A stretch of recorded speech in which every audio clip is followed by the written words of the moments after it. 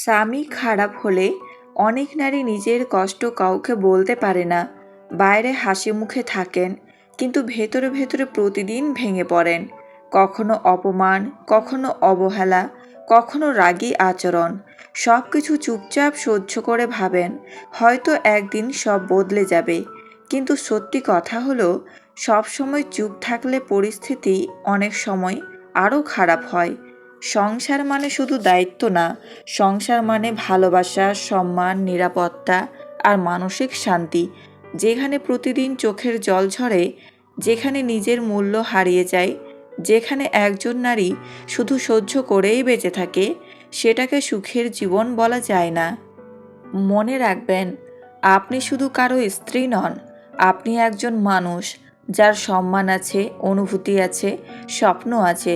কেউ যদি আপনাকে বুঝতে না চায়, বারবার কষ্ট দেয়, গুরুত্ব না দেয়, তাহলে শুধু সহ্য করে যাওয়াই সমাধান নয়।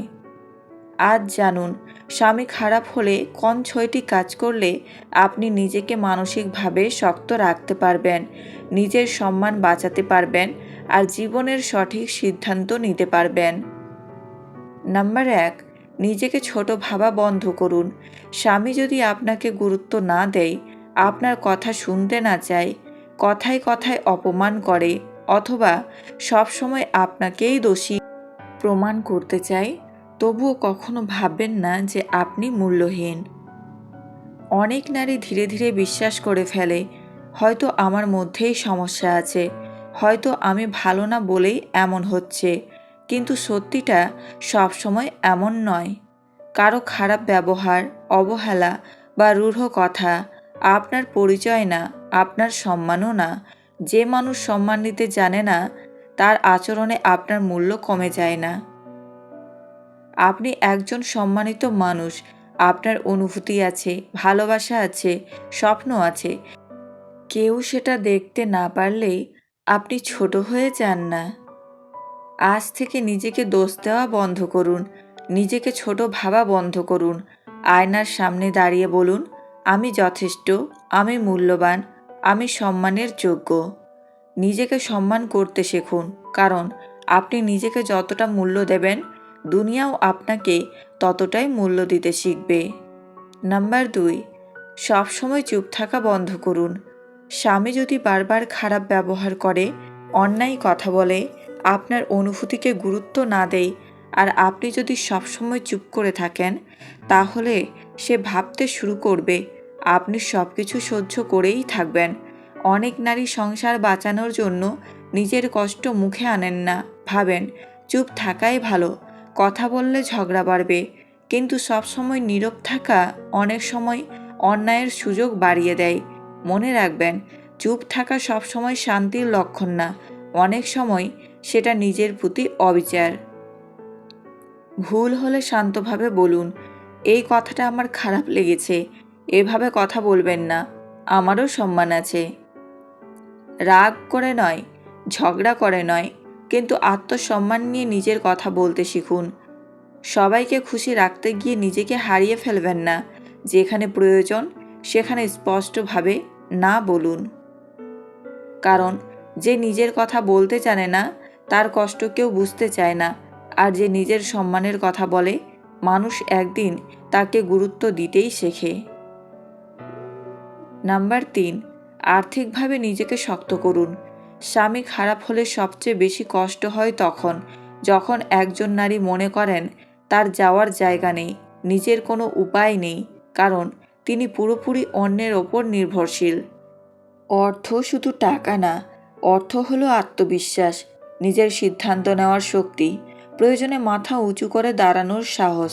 যার নিজের কিছু আয় থাকে, সে অন্যায়ের সামনে এত সহজে ভেঙে পড়ে না, কারণ সে জানে প্রয়োজনে নিজেকে সামলানোর ক্ষমতা তার আছে। তাই আজ থেকেই ভাবুন, নিজের কোনো দক্ষতা আছে কি না। হাতে কাজ, পড়াশোনা, অনলাইন কাজ, ছোট ব্যবসা, টিউশন, সেলাই, রান্না বা অন্য কিছু। ছোট শুরু হলেও সমস্যা নেই, শুরু করাটাই বড় কথা। নিজের হাতে উপার্জিত সামান্য টাকা মনের ভেতরে অনেক বড় শক্তি এনে দেয়। তখন মানুষ শুধু কাঁদে না, নিজের ভবিষ্যৎ নিয়েও ভাবতে শেখে।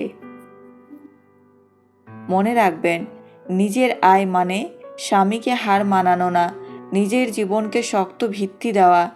আজ যদি নিজেকে গড়ে তোলেন, কাল কোনো ঝড় এলে আপনি ভেঙে পড়বেন না, দাঁড়িয়ে থাকবেন। নাম্বার 4, নিজের যত্ন নিন। স্বামী খারাপ হলে অনেক নারী ধীরে ধীরে নিজেকে ভুলে যেতে শুরু করেন। সংসারের চিন্তা, কষ্ট, অপমান আর মানসিক চাপের মাঝে নিজের হাসি, নিজের স্বপ্ন, নিজের ইচ্ছাগুলো হারিয়ে যায়। অনেকেই ভাবেন, এখন আমার কথা ভাবার সময় নেই, সব ঠিক হলে পরে নিজেকে দেখব। কিন্তু সেই পরে অনেক সময় আর আসে না। মনে রাখবেন, আপনি শুধু কারো স্ত্রী নন, আপনি নিজেও একজন মানুষ, যার শরীর আছে, মন আছে, অনুভূতি আছে আর ভালো থাকার অধিকার আছে। তাই নিজের যত্ন নিতে শিখুন, ভালো খাবার খান, নিজের শরীরের খেয়াল রাখুন, সাজুন, হাসুন, হাঁটুন, যে কাজ করলে মন ভালো লাগে সেটা করুন। নিজের জন্য একটু সময় রাখুন, 1 কাপ চা নিয়ে শান্তভাবে বসুন, প্রিয় গান শুনুন, বই পড়ুন, নিজের মনকে একটু শান্তি দিন। কারণ যে নারী নিজেকে হারিয়ে ফেলে সে ধীরে ধীরে ভেতর থেকে ভেঙে যায়, আর যে নারী নিজের যত্ন নেয় সে হাজার কষ্টের মাঝেও শক্ত থাকতে পারে। নিজেকে অবহেলা করবেন না, নিজেকে ভালোবাসা কোনো স্বার্থপরতা নয়, এটা আপনার প্রয়োজন। নাম্বার 5, সীমা নির্ধারণ করুন।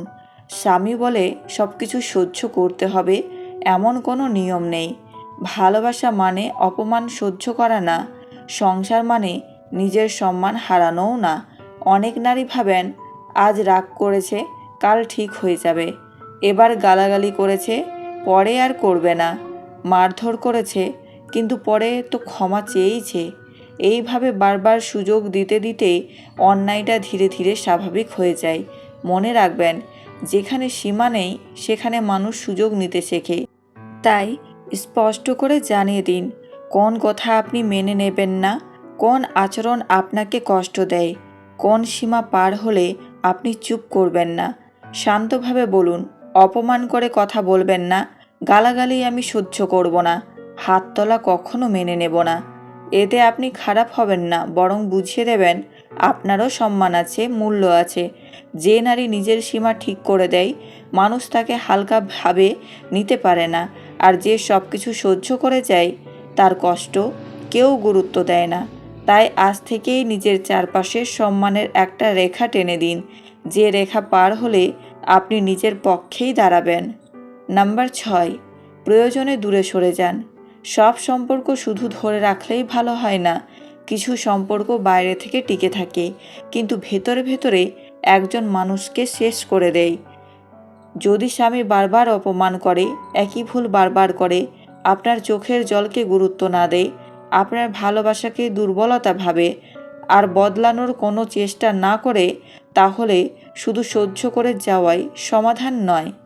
অনেক নারী ভয় পান, মানুষ কি বলবে, আমি একা কিভাবে থাকব, সংসার ভাঙলে আমার দোষ দেবে। এই ভয়গুলোই অনেককে কষ্টের মধ্যে আটকে রাখে।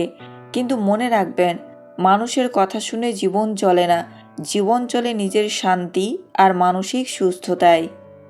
যেখানে প্রতিদিন অপমান, যেখানে ভয় নিয়ে বাঁচতে হয়, যেখানে নিজের অস্তিত্ব হারিয়ে যায়, সেখান থেকে দূরে সরে আসাও সাহসের কাজ।